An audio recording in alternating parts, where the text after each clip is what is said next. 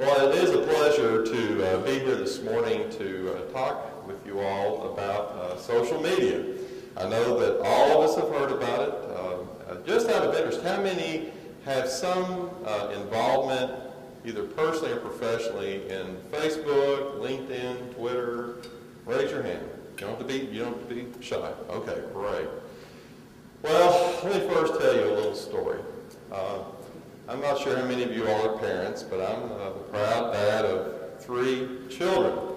And I see that this is being taped, and so if they happen to catch this, they're going to say, "Oh, great, Dad, you've used us as an example again." But my oldest daughter is a senior at Eastern. She happens to be a communications major. It almost seems like it's in the blood in my family.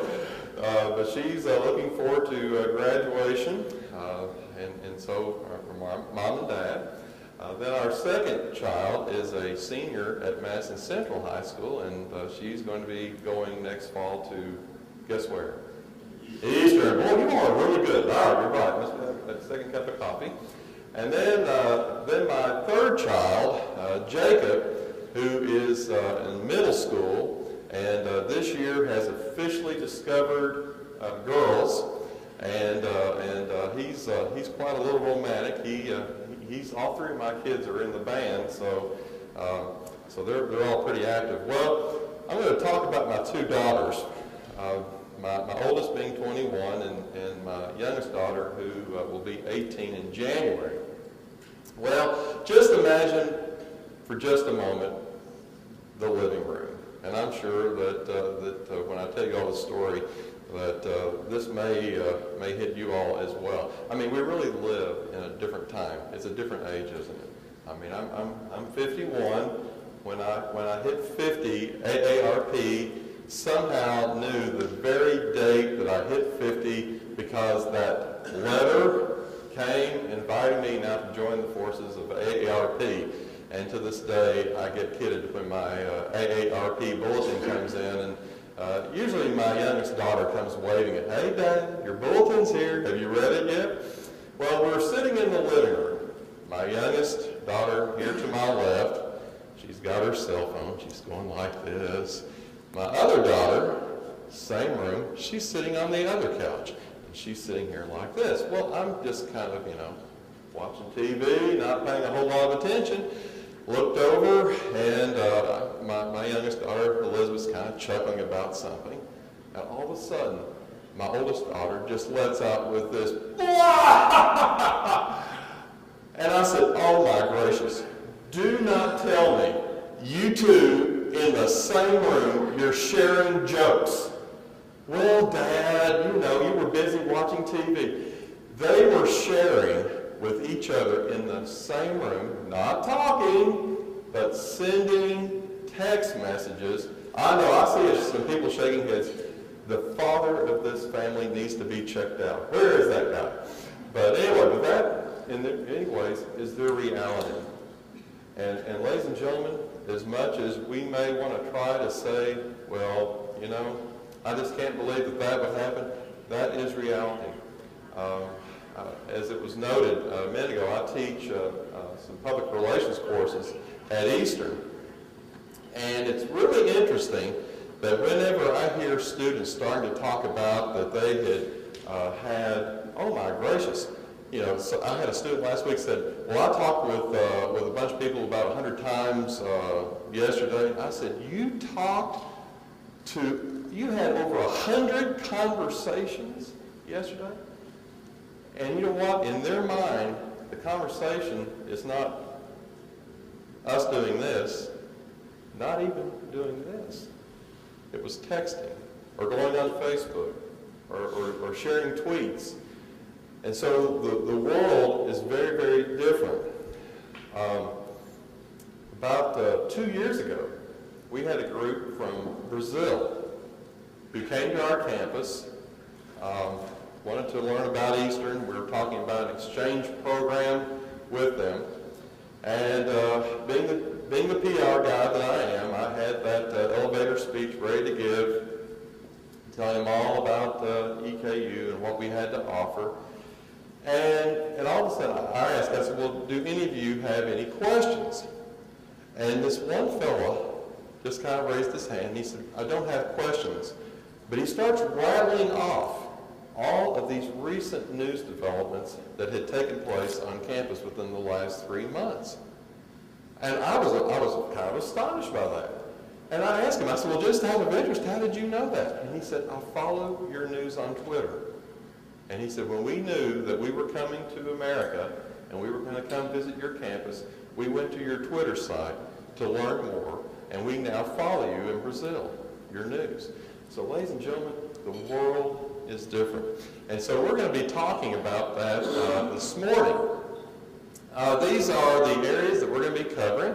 Some general thoughts on social media from a few authors that I particularly like. And no, I've not been hired by Amazon or Barnes & Noble to sell books, but I will give you some authors that I think who are not only on cutting edge, but who speak our language. You know, sometimes, I mean, I am not a computer guy, you know, other than what I have to use. And so sometimes it takes somebody who really talks my language to understand. And no doubt there are some of you who fit that same category. I'm going to be presenting to you a background on the approach that our office at Eastern, the Public Relations Office, took when it came to social media. And perhaps the goal for this is for you all then to be able to glean what we have done to how you can perhaps with your own business use that. We'll show the results, the positive results that we've had with our social media efforts. And then, how many of you all ever have those occasions where you want to get on a soapbox and just preach it? Anybody? Anybody like getting on your soapbox? All right, I have 3 honest people. The rest of you, I know you want to get on your soapbox. Well, thank you for being honest. Well, I'm going to get on my soapbox just for a little while to close up with, to give you really some just basic advice when it comes to social media. Now, here is one rule that I want to offer to you all. Take plenty of notes, but I also want you to feel free to stop me at any point to ask a question. So you just, throw up your hand, yell, hey Mark, whatever, and we'll go from there. Okay. All right. Dave Evans, who is the author of a good basic book on social media. One of the books he's written is Social Media Marketing, an Hour a Day. It just gives you a good basic oversight of what all of this is about. And he does this largely speaking in business terms. So I would highly recommend anything Dave does. This book in particular is good. But Dave says social media involves a natural, genuine conversation between people about something of mutual interest. You know, the thing that kind of strikes me about that statement is natural, genuine conversation. Natural, genuine conversation. Ladies and gentlemen, we all know that whatever we do, whether you're in small business, in my case in higher education, it's about relationships. It's about relationships. And so whether we're working something on the computer, sending out email, whether we're talking on the phone, whether we have coffee and donuts out here, any type of exchange of information or ideas, it's all about the relationship. And so we need to see social media in the same way, that it's a natural, genuine conversation between people. Brian Solis, who's the author of the book, Putting the Public Back in Public Relations, says, social media is not only critical to the evolution of PR, but it's also necessary to effectively communicate with the people who can help you extend the conversations that impact your business. We are getting ready to, in fact, we just announced about a week or two ago at Eastern that our Veterans Affairs Office on November 11th, which many of us know as Remembrance Day or Veterans Day, we're doing a program called the National Roll Call. And with that National Roll Call, we we have invited as many colleges and universities across the nation to, beginning from the east all the way to Hawaii and Alaska, to read off the names of those who have lost their lives in both Iraq and Afghanistan. And then at 5 o'clock Pacific Standard Time, that was the time we have figured that would be most convenient for both the East and West Coast, we will have a moment of silence on our campuses. Earlier this week, the Christian Science Monitor contacted the university and said we are going to do a fairly significant feature story about this project. Now, I'm proud to say that we now have all 50 states plus the District of Columbia are going to be participating. We also have the Armed Forces Network out of Europe calling, saying we're going to cover this. We have Associated Press that is right now in the process of not doing one, not two, but 3 feature stories on the university, and are right now planning on having a reporter and a photographer on our campus the day of the event when it takes place on Eastern's campus. Well, out of all of those media that I mentioned, 2 of them learned about this event via Twitter. Christian Science Monitor has been following the university, and we'll get into that a little bit later. They've been following, though, our news. It was because of that interaction that they contacted the university and have since had an interview with one of our individuals. They're planning on something significant. And as a result, I now have a contact from the Christian Science Monitor that now we can start developing a relationship when future opportunities arise. Now, you may be sitting there right now saying, well, Mark, that's all fine and dandy, but I'm in business. Ladies and gentlemen, it's about networking. And then developing and building on that network to develop a relationship. And then David Meerman Scott, who is just an incredible mind, says the narrative of your business now unfolds minute by minute in real time. And it's driven by your customers talking among themselves, no longer guided by the mass media your ad budget can buy. And this is where advertisers are just kind of pulling out their hair, because the whole concept of social media has really disturbed where the purchase of ads, commercial time, all of that. You know, a few weeks ago, I got an invitation from a magazine, and a good magazine at that, where they wanted me to spend about $6,500 on a full-page color ad to promote Easter. Okay? Now, I obviously love to market my university. No secret about that. But let's think about that just for a second. I could spend $6,500, one-time shot. Even though the reader base is fairly significant, there's no guarantee that individual who's reading that issue is going to stop, take time to even read the ad, let alone if they go on one step further, than to contact me. In addition, I could say that we are the best thing since sliced bread, but if one person, and this is one of those things that kind of keeps me awake at night, if one person has had a bad experience, everything that I just spent on saying how great we were is gone. Is gone.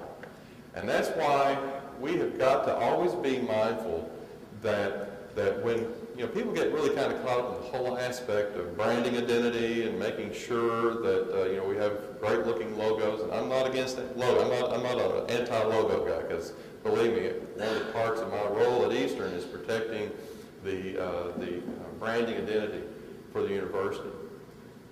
But we need to be concerned as well about the branding promise. What we say we are going to deliver, do we actually live on it? And this connects right here with social media, because if I am telling somebody that, we have the best sliced bread around, and if they come, not only do I meet what they're expecting, but I exceed their expectations, guess what they're going to do? Anybody want to take a guess? What are they going to do? If somebody finds that my bread not only has met expectation, but it has exceeded, what are they going to do? They're going to tell somebody. And how, more than likely, are they going to start telling people? Getting on Facebook, getting on Twitter, going on LinkedIn, sending out emails. That's where conversations are happening. And, whether we like it or not, we could perhaps kind of stick our head in the sand and say, well, gosh, that's the last thing I need on my plate. I am just so full, I can't handle it. Ladies and gentlemen, people are going to be talking about you, good or bad, regardless of what you do. And so you are still in charge of your message, okay? You're still in charge. So join the conversation, as we can see. So I want to talk to you a little bit about our background at Eastern. The methodology that we used, and we're going to run through these rather quick, but stop me if you have any questions. One, determine the social media platform and cultivate it. It doesn't take long to see all the various offerings that are out there. Of course, Twitter, Facebook, LinkedIn typically are the ones that are perhaps the most used. But you need to determine which one of those is going to be best for your business. In our case, after doing research and looking at what we were trying to do and who we were trying to reach, I was actually, to be honest with you, being a long-time Facebook user. Oh, anybody here use Facebook? All right, let me tell you something. When I got on Facebook, my kids actually got me involved on it a few years ago. I was so excited when I got up to 25 friends. Admit it, when you got to 25 friends, weren't you excited? I sure was. I remember how I embarrassed my kids. On my status, I wrote, Marc Whitt has 25 friends. I was so excited that I was able to achieve that on Facebook. Well, when we were looking at doing this for the university, having been so much more accustomed to what Facebook was doing, I thought, well, that's probably what we're going to do. Our number one goal for our social media was to reach out to the media. Now, we have a number of constituents: alumni, faculty and staff, government leaders, our local community, parents, students, on and on it goes.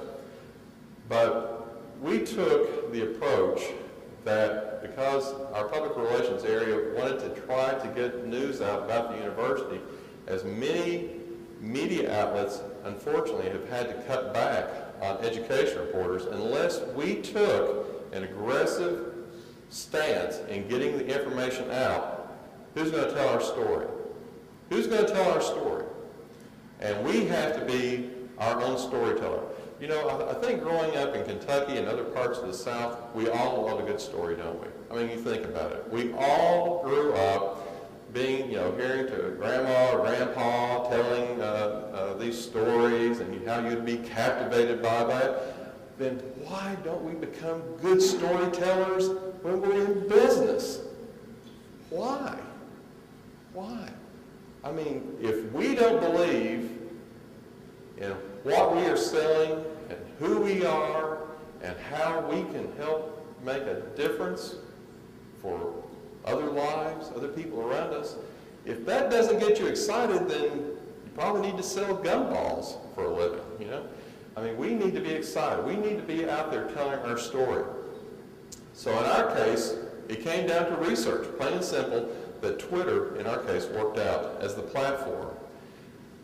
Now, one of the dangers, and I'll be going into this a little bit later on, one of the dangers is trying to do what everybody else is doing.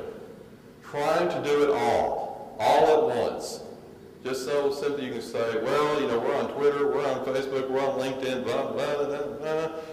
And invariably what happens is you are so overwhelmed by trying to do it all, you don't do one of them very well at all. We'll be going into that.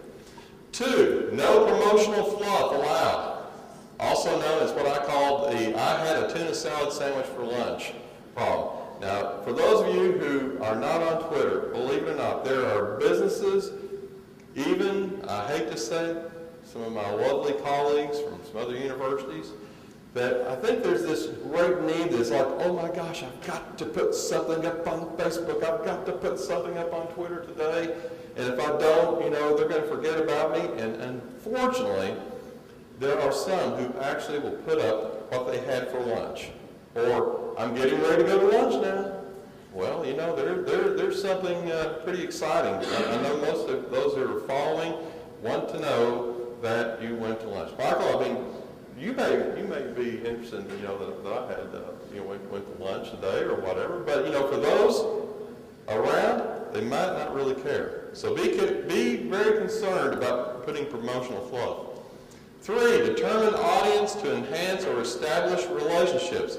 In our case, as I mentioned to you, we listed one by one who we wanted to try to attract. Think about it right now, ladies and gentlemen. Who are your target audiences? Who are your target audiences? Try, and whoever is number one, whoever is your very number one target audience, go after them first, okay? Don't try to hit everybody all at once. Go after your number one audience first. And I guarantee you that if you do them really well and you're reaching out to them well, all the others will start falling into place. 4, target regional, in our case, it was target regional and national media outlets. And you can see by the various ones that we had. Now, if you'll take a look on the very third one where I have special interest, and I've got biofuels, performing arts, homeland security, aeronautical, health, business. These are some areas at Eastern that we have specialties in, okay? And so understanding that because we had those specialties, it could open up doors not only with media, but with other companies, corporations, individuals who are engaged in some aspect of that. And so we took advantage of that. Number 5, demonstrate legitimacy. Rather than for this group as a news source, that's what we were looking at. Demonstrate your legitimacy as a business source and cultivate relationships. Whenever you have something to post, if you have positioned your Facebook or your Twitter site as your business voice, consider the messages that you're putting up there. There may be opportunities to talk about, maybe some of the news that is breaking out nationally about the area that you happen to cover. And you can offer counsel, advice, updates, news. We have an entirely different audience. They tend to be our alumni, parents, students, local community, region. And so there's another kind of story that we get to tell to folks who have that interest. So you need to very much look at the message and the stories that you're telling, and to making sure that you're matching those stories with your audience. And you do that, I know, probably pretty well in your businesses. 7, use followers and friends as opportunities for additional contact in different venues. For those of you who are on Twitter, you know that if you engage a contact with Twitter, you become a what? A follower. And if you go on Facebook and you hit the like button, you become a friend. So see those as opportunities. Don't just let them die on the vine. I have seen way too many people who kind of have the bragging rights. Well, we've got 2,200 friends. Well, that's wonderful, but what are you doing with them? How do you engage them a little bit deeper into your business? Have you tried to segment them to find out geographically where they are? 8, and I think this is important. Have fun and communicate. Remember, we're all in the relationship building business. Regardless of what your business is, as as I mentioned a minute ago, we're all in the relationship building business. And our customers want us, they want us to tell them about how we can help improve their livelihood. Okay?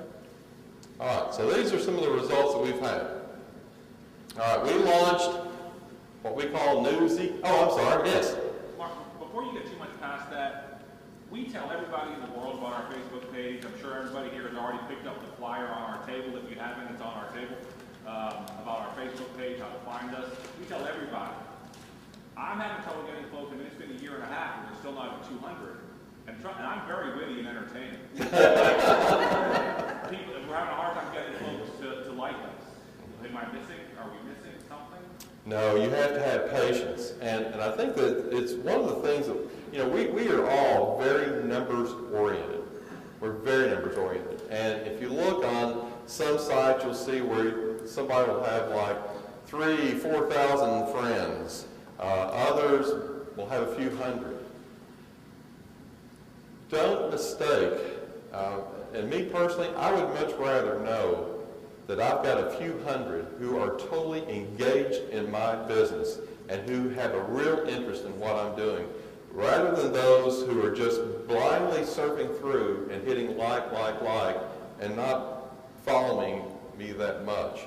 Now, there are additional ways to make sure that people at least are aware that you're there. On my signature, on my email, for example, I've got the chiclets of all of the logos for Facebook and all that. And I've actually been able to softly sell my location on Facebook and Twitter because I've got those chiclets built into the very bottom of my signature on email. You know, there are times on our Twitter, and I usually do this maybe quarterly, which I will invite people to become a friend of the university's Facebook site. So I'm sending a good population that might not be following us on Facebook. I will send them there too, and then I will do the same on our Facebook site.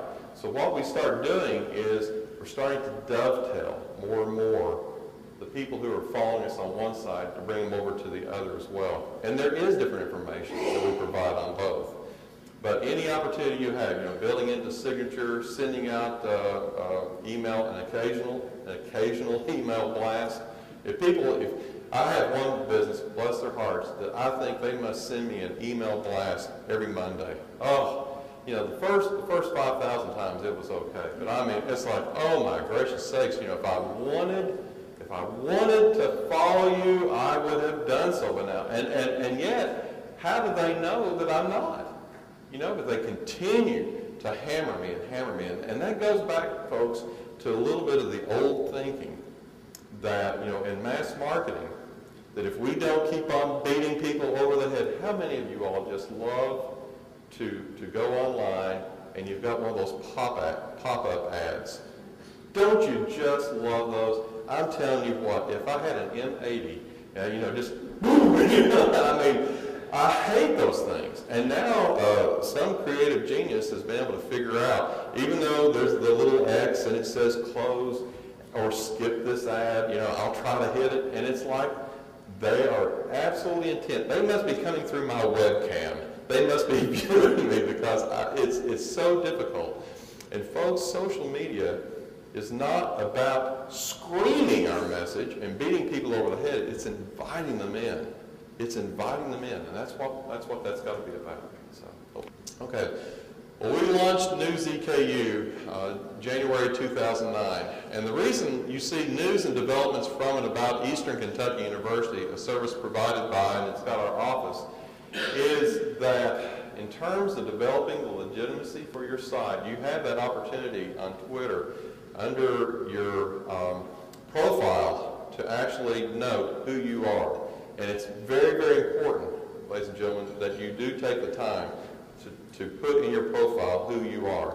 Because unfortunately, there are some out there who maybe are saying one thing, but they're really not that person. So in your profile, identify right up to the front who you are. And this allows the customer that if they really are interested in what you offer, what you're selling, then you have a better chance that they want to truly be engaged with you, okay? Okay, this is what our page looks like on our Twitter site.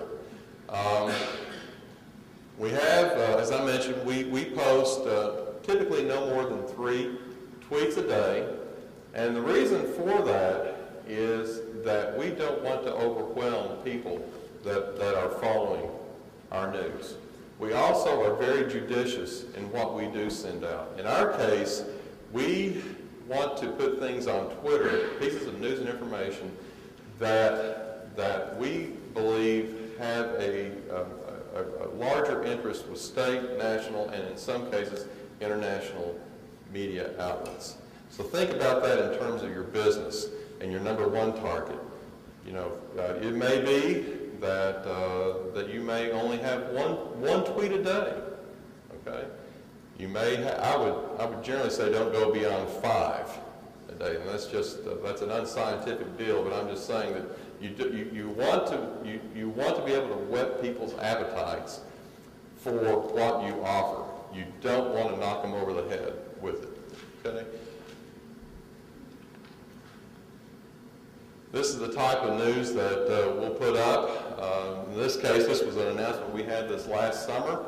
Now, as that might look kind of fine and dandy for you all sitting here because you know both those institutions, the thing that media got really captured on that, as well as our state legislators, was the fact that you had 2 state universities collaborating.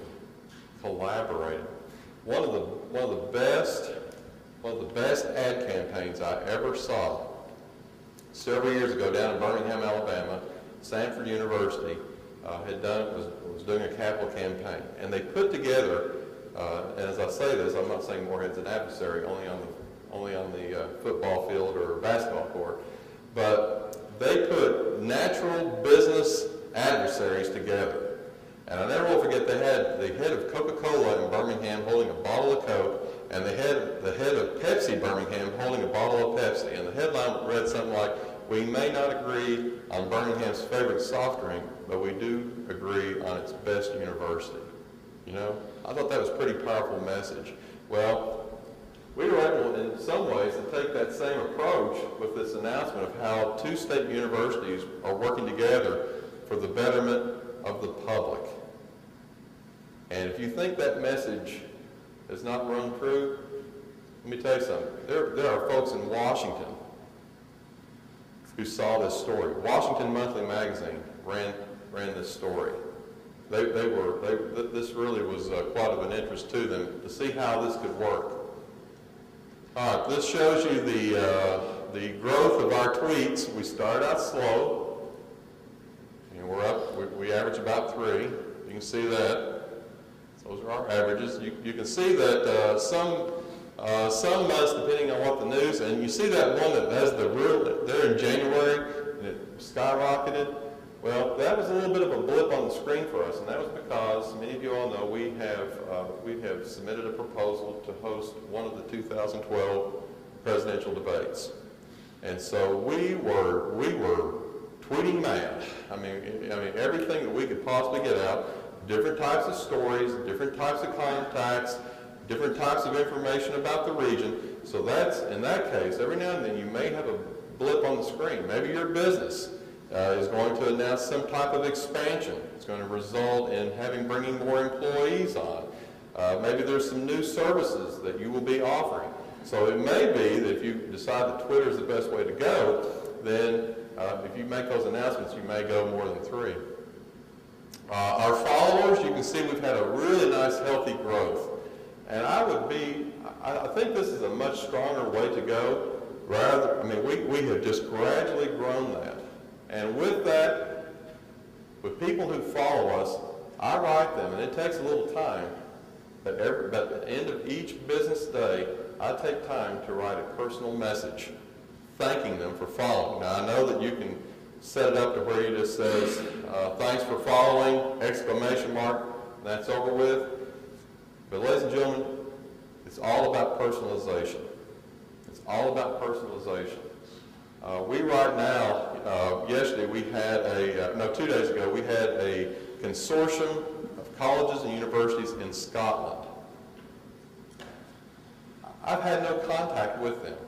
If I were to step into their office right now, they wouldn't know who I was.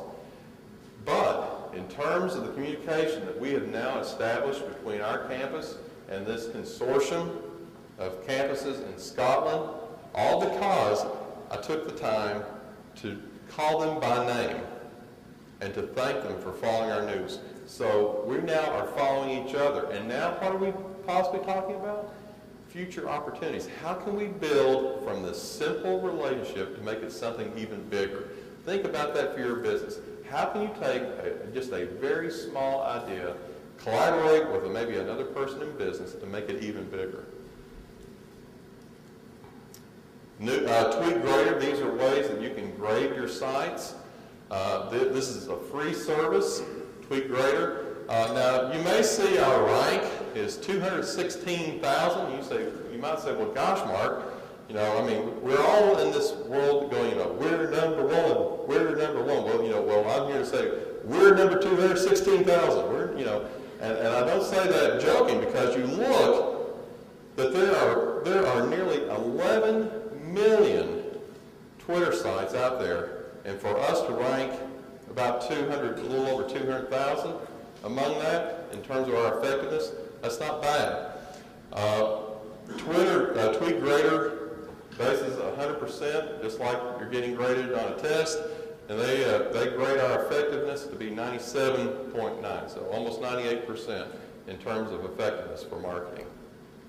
Clout is another one that is a free service, and you'll see that they grade in terms of our influence.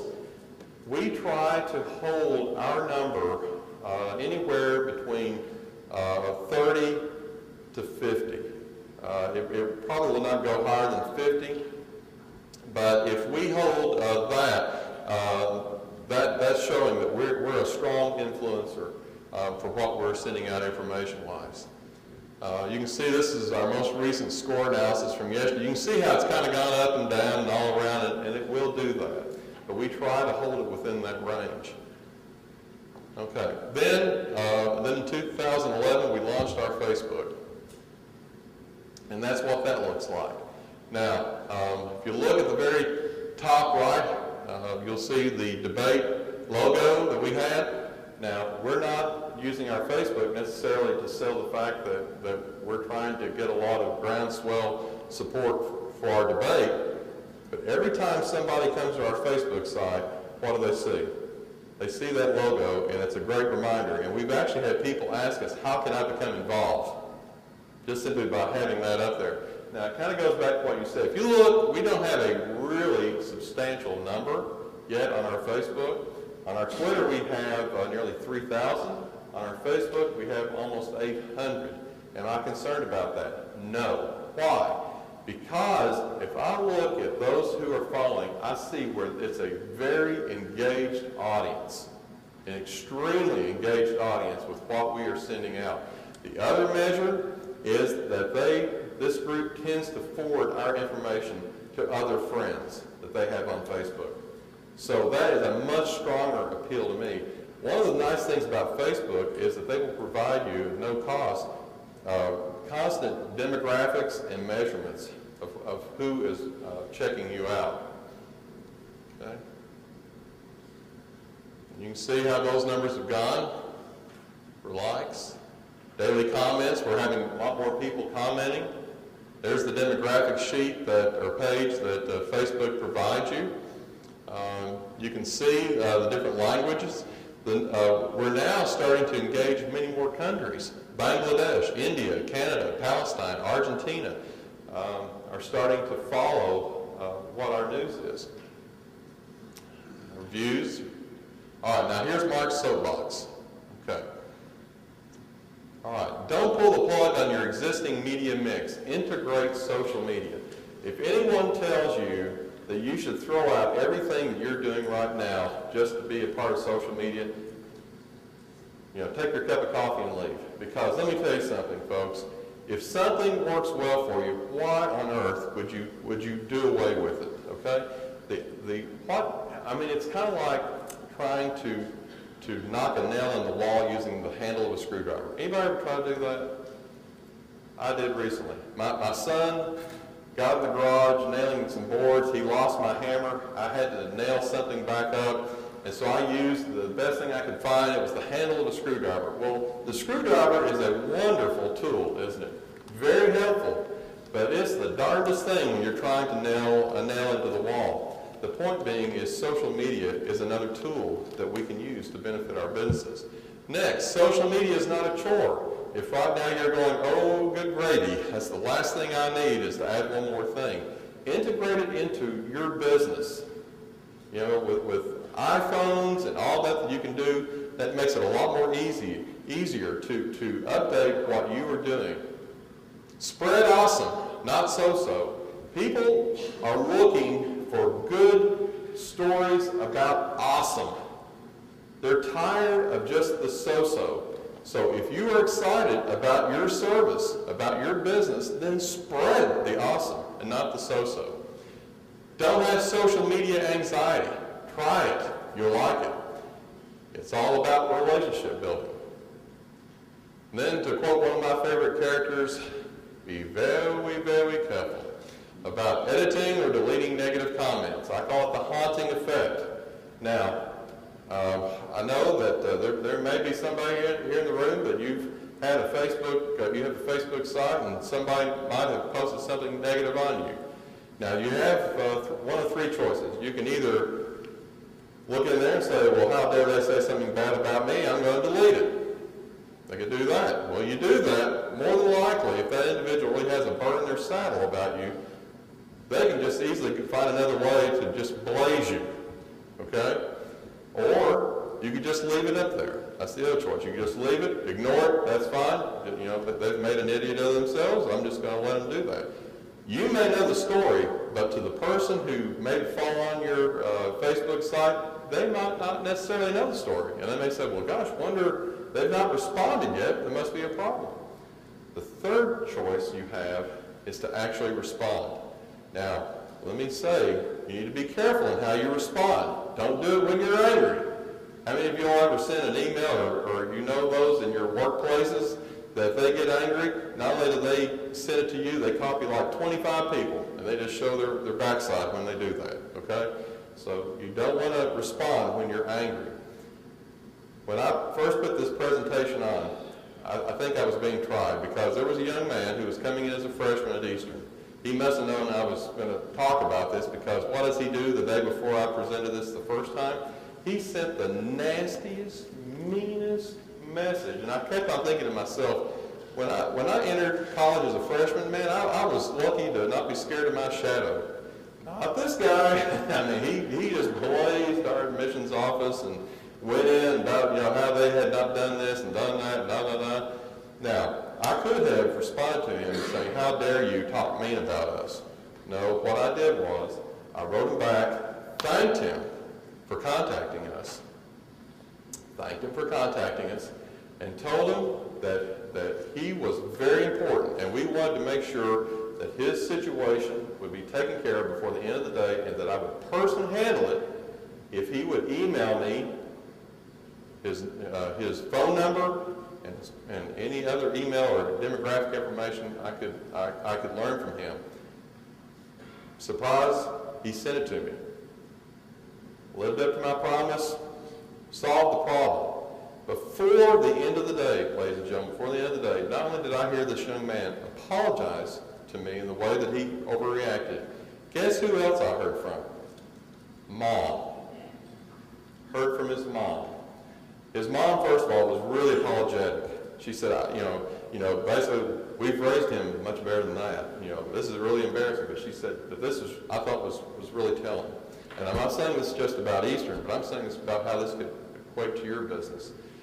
She said, you all said that you all were about family. And I just figured a school that big wouldn't really care. But when I saw that you all took time to solve my son's problem, this makes us proud that we're sending him there and we're telling what all of our friends that when they have a son and daughter looking to go to college, we want them to go visit Eastern. Now let me tell you something, folks. That same thing can happen with your business. And it's much smarter that you allow, if that nasty message does happen. Now if you get a good message, then I sure hope that you're also willing to respond to them. But you would not believe how many times customers will post something on Facebook saying, this product or this service was wonderful, and it just dies. The company doesn't take time to respond, to say thank you. We invite you the next time you're in our area to come by, have a cup of coffee with us. We'd like to know you. You know, engage them, engage them. Next, select few platforms and nurture them. I mentioned that a minute ago. Go after the one, do it well. Don't interrupt people with ads. Strike up the conversation. Be responsive to your friends and followers. You know, it's about the relationship, ladies and gentlemen. Be responsive. I think one of the things that sometimes slows us down in social media, maybe, well, besides the anxiety that we have, is the fact that we think that we have to think of something very profound. Now, I don't know about you. I usually get up about 5 in the morning, and I start checking messages and this and that and all.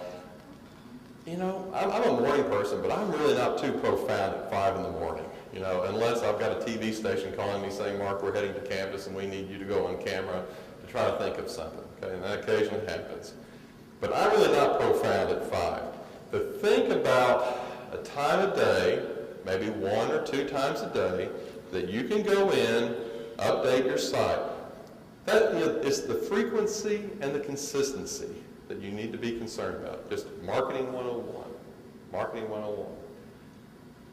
Okay. Well, thank you all very, very much for your attention, and I'll be glad to take any questions you might have.